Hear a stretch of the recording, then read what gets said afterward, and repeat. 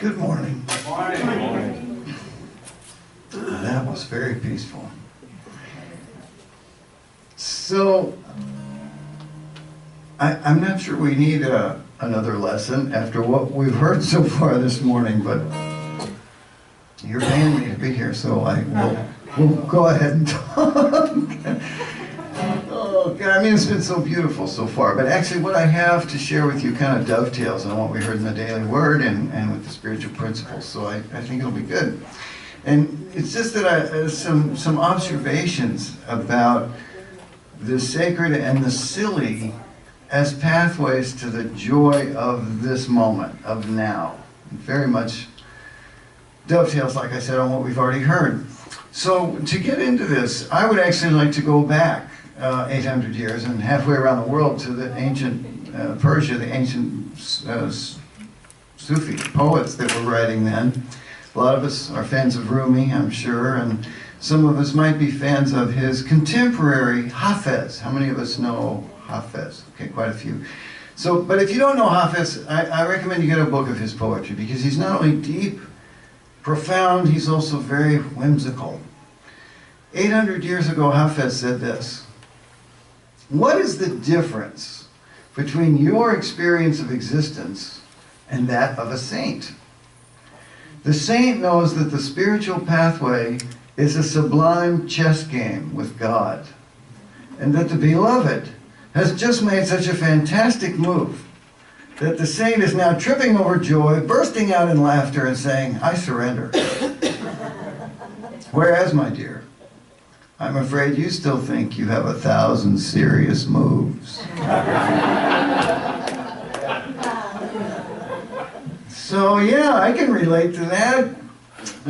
25 years ago, 26, life got serious for me literally overnight. I got into a lot of trouble. It's a long story we don't have time for, but it was a lot of terror, a lot of fear, a lot of despair, physically, mentally, emotionally, spiritually, every way I could be in trauma. I was in trauma, and the point is I didn't know if I could get through it. I didn't know how long it would take or even if I could recover. And you know how it is when you're down there at a low point. Anybody had a low point? I'm just curious. Yeah, so you know how it jumpstarts your motivation. And I was looking in my life and I was trying to figure out what happened and come up with some kind of excuse. So this is what I figured out. This is called Just a Little Soul Hanging Out in Space.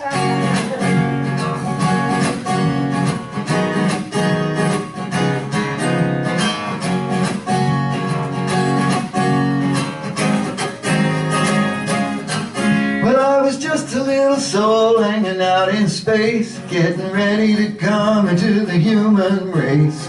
God came over and he said to me, "Well, kid, what you want to be, it's time for you to go get a life. But you don't have to have no struggle or strife. You can live a life of comfort and ease, worldly pleasures. Do as you please. I can give you parents with lots of money. You could live in California, bright and sunny, tall and handsome, a movie star, fancy parties, expensive cars, or maybe an athlete with rhythm and grace. You could do the Olympics, win every race, confidence just oozing from you, and the women, they're gonna love you. Or maybe you'd like to help those in low places, like a Peace Corps worker, Mother Teresa. But you know, when it's all said and done, being the Pope is a lot more fun. Or how about a yogi with magical powers? You could levitate for hours and hours and teach everybody to walk on hot coals, sell books and CDs by the truckloads. Well, what do you say, kid? You make the call. You can have any party. You can have it all. You just tell me what you want to be, and I'll give it to you. It's my guarantee, yeah.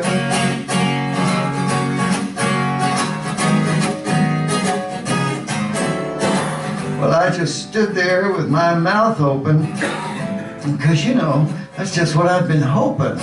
But while I was deciding to choose which one, I thought, well, maybe I'll just have me some fun. Because me and God, see, we're pretty tight. And I know God likes a good joke, all right.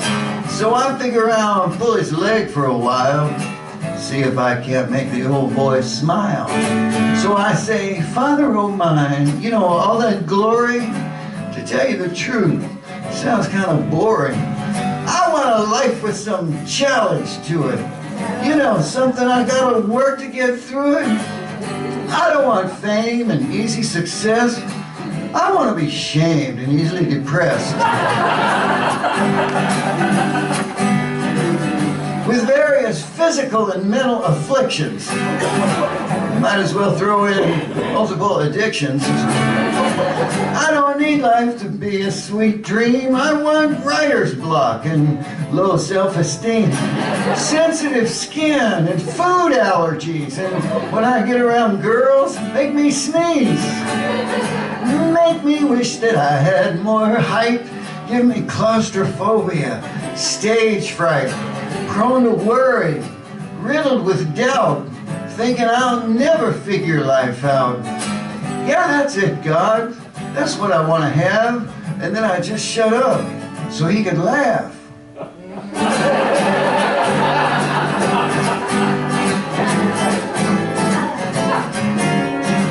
Well, God looked at me with a puzzled brow, shook his head and just said, holy cow. For a minute he stood there pulling his beard, and then he said, kid, you're pretty darn weird. And I know you're just playing the fool, but this time, kid, the joke's on you. And then he grinned at me and he yelled, Shazam! And that's my story, and here I am.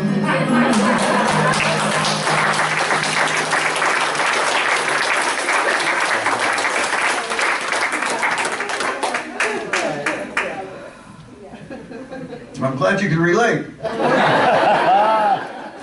And Will Rogers said, if you find yourself in a hole, first thing is, stop digging.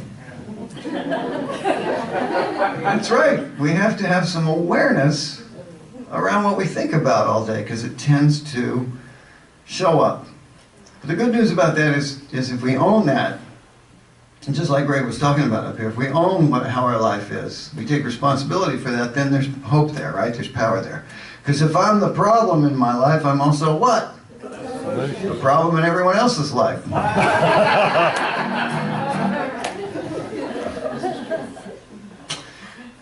How many of you have heard of an artist, a painter, named Donald Roller Wilson? Anybody? No, nobody. Me neither, actually. But I read about him in the Airline magazine. Donald Roller Wilson. He paints. Do you have that picture? He paints very distinctive, very gothic, very realistic pictures of animals dressed up in clothes doing bizarre things. This is what he paints. This is all he paints, and he sells these for amazing amounts of money. But the reason I kept this is because there's a quote in that little article that I loved. He said, it takes all the arrogance out of everything you do when you know that God is so much bigger than you are. And yet, everything you are and do and see is filled with God. The trees, the asphalt, the people fighting over Aquanet at Walmart. That sounds silly, but silliness is just as important as love, just as important as tragedy. You can make a profound intellectual statement just by basing your efforts on silliness. That's his quote. I agree with that completely. How many of you have seen this Robin Williams movie, Patch Adams? Yeah, we've all seen that. And how many of us have had the chance to see the real Patch, the guy, Patch Adams? A couple of us. And physically, you know, he's not like Robin Williams. He's really tall. He's like 6'7" and very thin and long hair, gray hair down to mid-thigh, usually half dyed blue. He's a doctor who dresses like a clown. Every day he's a clown doctor. Patch has figured out that clowning and silliness and playfulness are the ways that he can best inflict love and compassion on the world. So this is what he does. He's almost finished building the first silly hospital in the country. in the world, the Gesundheit Institute. It's in West Virginia. You can go volunteer there. I've been in a lot of conferences with Patch, and I've seen this effect that he's having on healthcare, on wellness. This is one person being silly in a profound way, and this wave that he's created. The movie just tipped the iceberg. So one of the things Patch says occasionally, I've heard him say this repeatedly, is that he feels like the world is wallowing in misery. And one of the most radical things you can do is to have a good day. Well, that's not radical to us. You know, in Unity, we teach that. But let me ask you this. We all know that life is serious, and if we forget that it's serious, we can turn on the news for 2 minutes, we get reminded that life is serious. But is there anybody here besides me who's ever had the particular gift or talent of making life even more serious than it already gets? Because I'm great at this. I can forget everything in 10 seconds and overreact. So I wrote a song about it for myself, and you can see if this helps you in any way. This is called Writer's Block, or the long-term positive and negative effects of worry.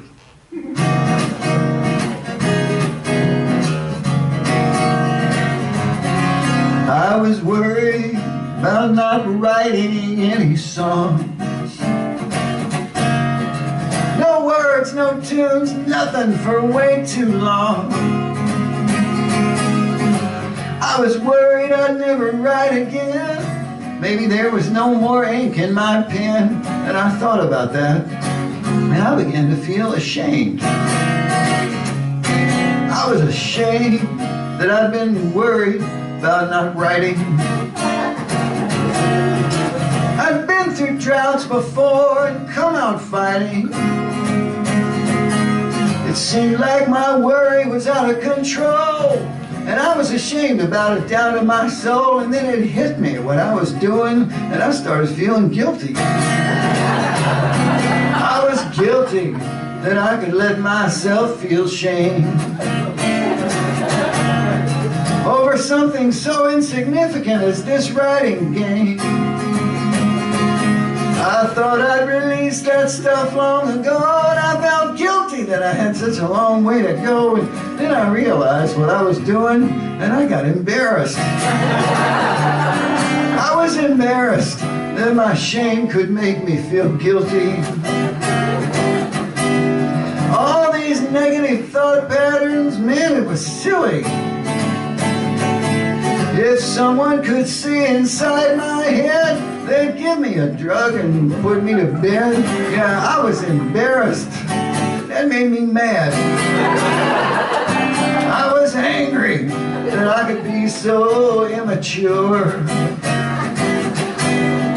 I was angry at me, down on myself for sure.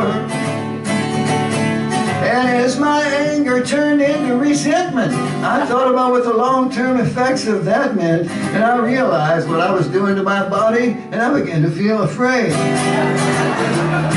I was afraid of what I was doing to myself. All these negative emotions affecting my health.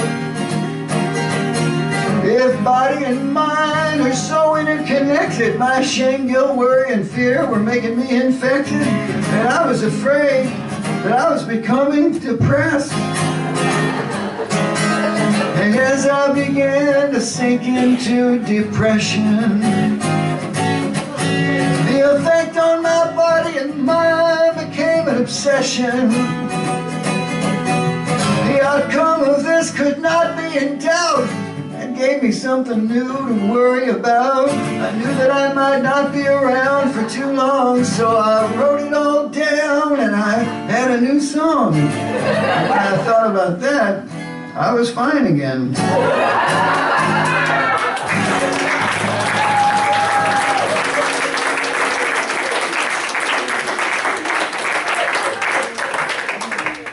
Pretty silly.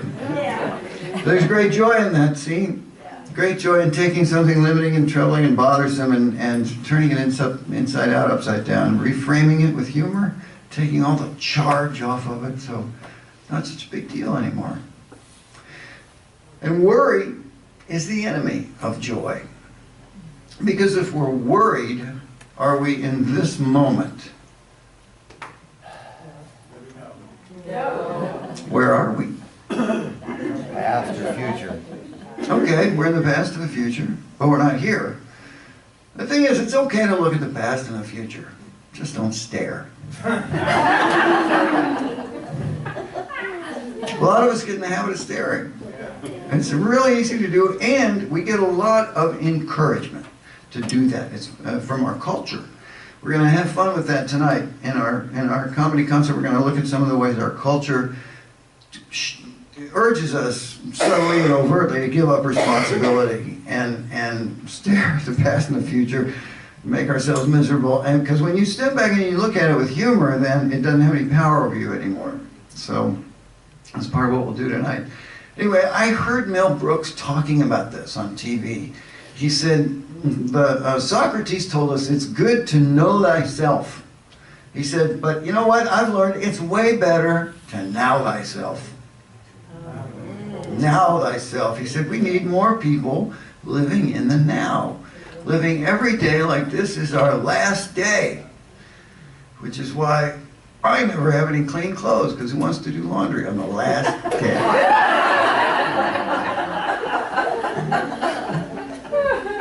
Silliness is a great way to now thyself. Every 4-year-old knows this.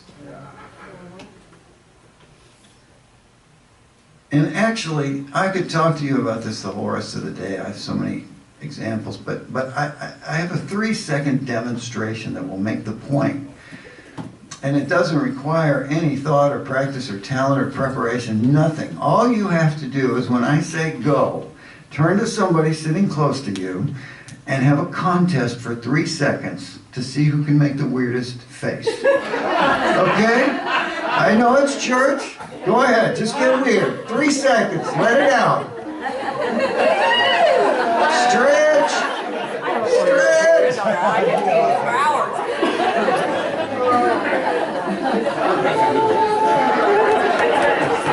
Stretch those muscles.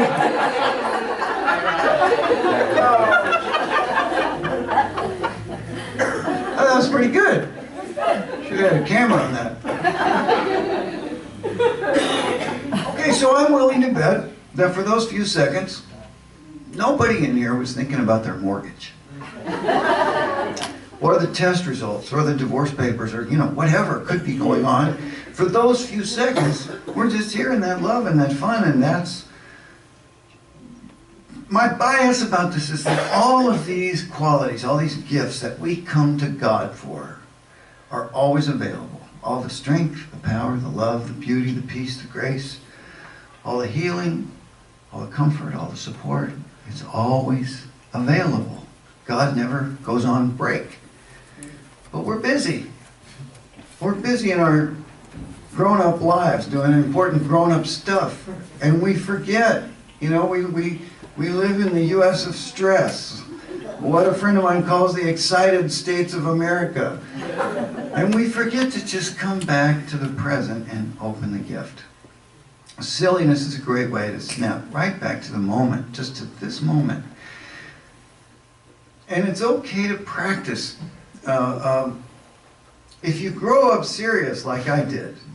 See, I have a theory about this. You don't have to believe me. You don't have to buy this. But my theory is that our country tends to be overly serious because it was colonized by the Puritans. Remember them?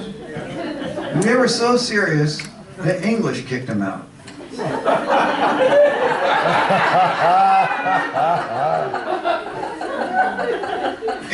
H.L. Mencken said a Puritan is somebody who's worried that somewhere, somehow, somebody might be having a good time. We have a lot of that in our cultural DNA. The good side of it is that we work hard. We all know how to work hard. That's our cultural DNA here in the U.S. We outwork everybody in the world still. It's that lightening up part. So if you grew up serious like me, or if you feel like you need work on this, it's okay to practice. And here's an easy way. People ask me all the time, how can I get more humor in my life? Well, what's one easy way is to never give a serious answer to a question that doesn't require it. You go through your day, you'll get a lot of questions from people, and you just think which ones really need a serious answer and which ones don't. So what's the most common thing you get asked all day long? How you doing? How you doing? We usually say fine, great, you know. Well, what if you just said, how are you? Well, still getting away with it.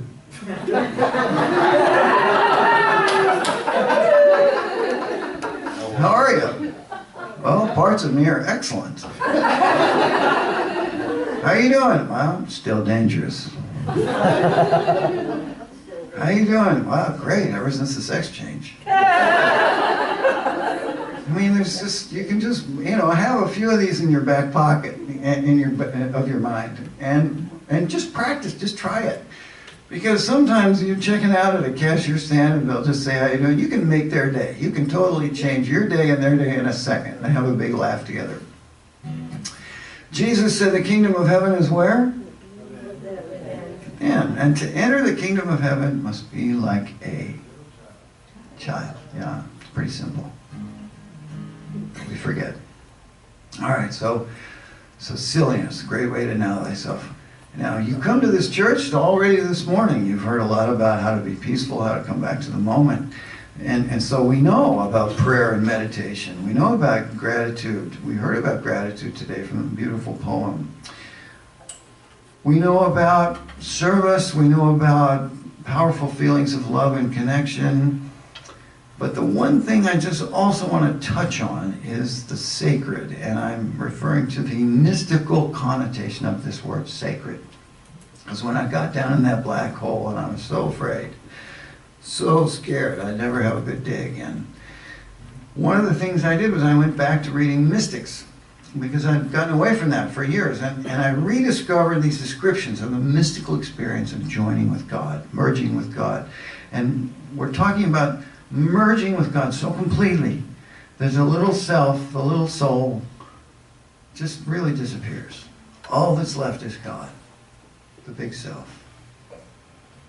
Mystics that have achieved this state have written about it. Various traditions down through the centuries, remarkably similar vocabulary. It's always described as ecstatic, blissful, nirvana, ecstasy, joy beyond description, cosmic consciousness, unity consciousness, terms like this.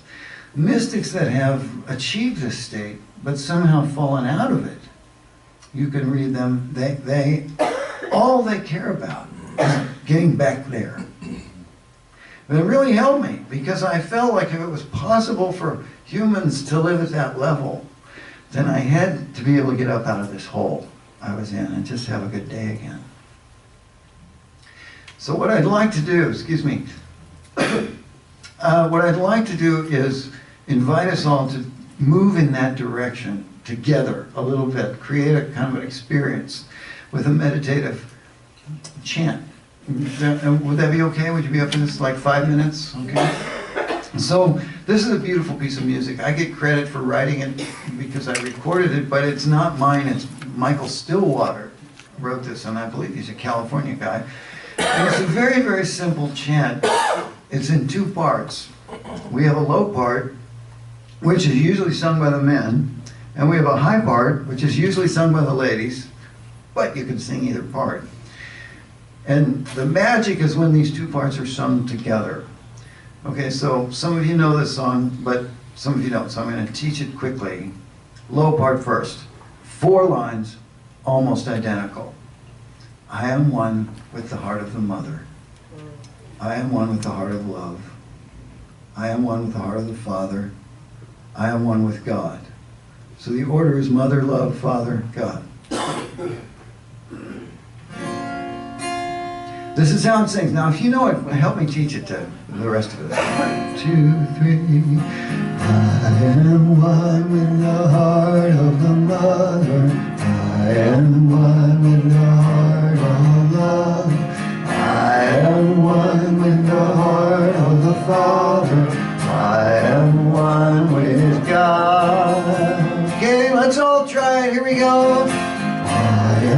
one with the heart of the mother. I am one with the heart of love. I am one with the heart of the Father.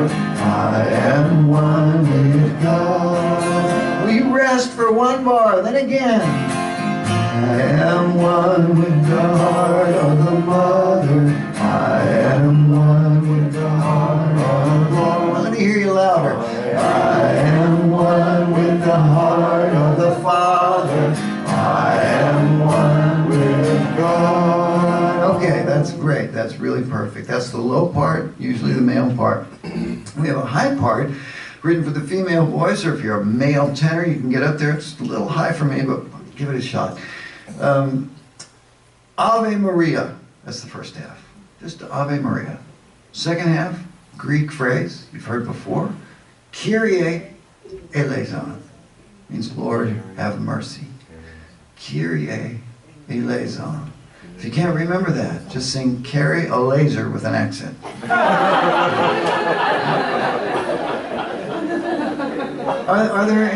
Is there a lady or ladies in the audience that know this? That wanna? Do you know it? Do you want to come up and help me? No. Okay. Anybody else want to come up and help me lead it? Somebody who likes to sing in front of people. Okay. Well, if you get the urge, come on up. 1, 2, 3. Ave Maria, Kyrie, Kyrie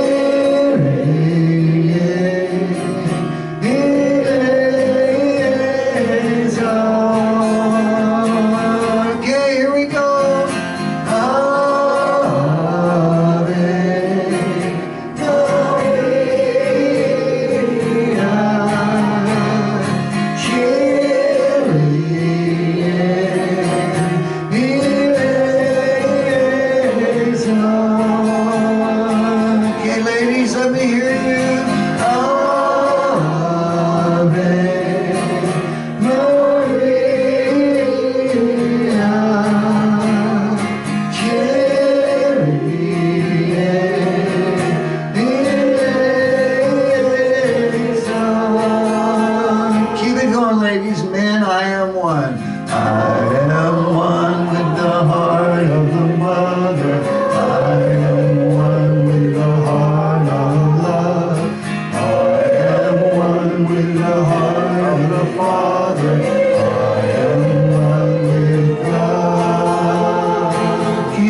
Same thing. I am one with the heart of the mother.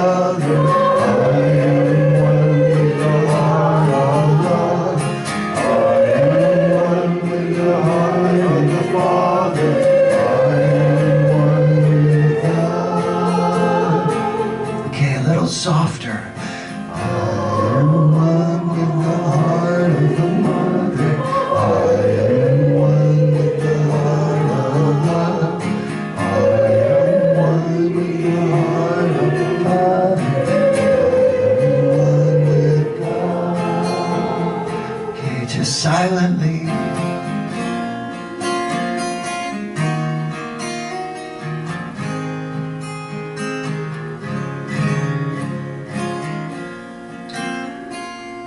Just let your eyes close for a minute.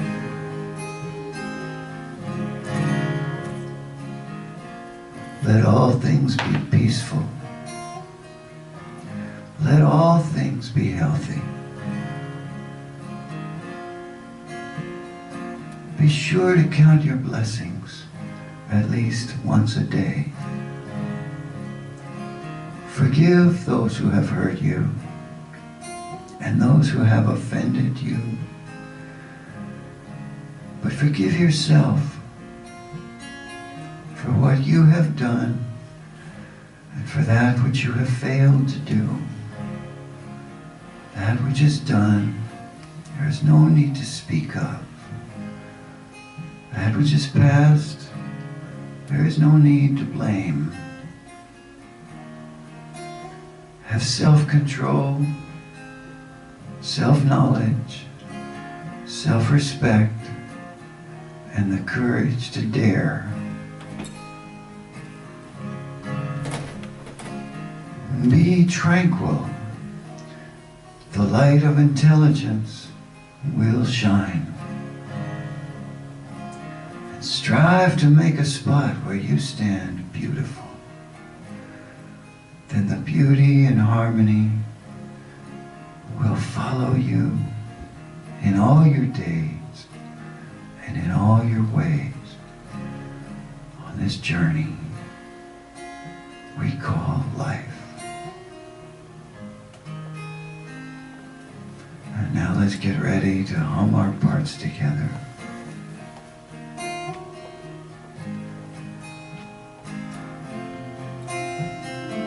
Together.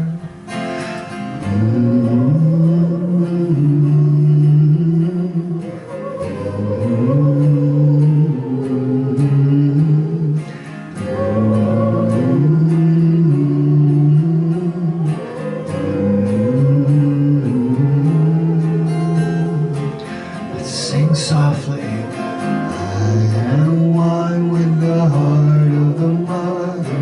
I am one with the heart of love. I am one with the heart of the Father. I am one with God. A little louder. I am one with the heart of the mother. I am one with the heart of love. I am one with the heart of the Father. I am one with God. Okay, full voice now. I am one with the heart of the mother. I am one with the heart of love. I am one with the heart of the Father. I am one with God. One more time, full voice. I am one with the heart of the mother. I am one with the heart of love. I am one with the heart of the Father. I am one with God.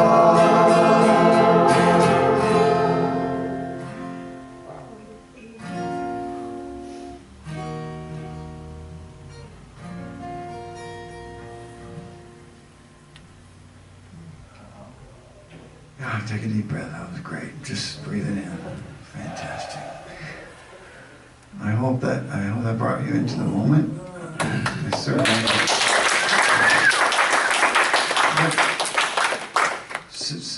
Studies in Germany have shown that when we sing together like that in a group, just kind of like we did, we actually align our brain waves in a way that's quite powerful.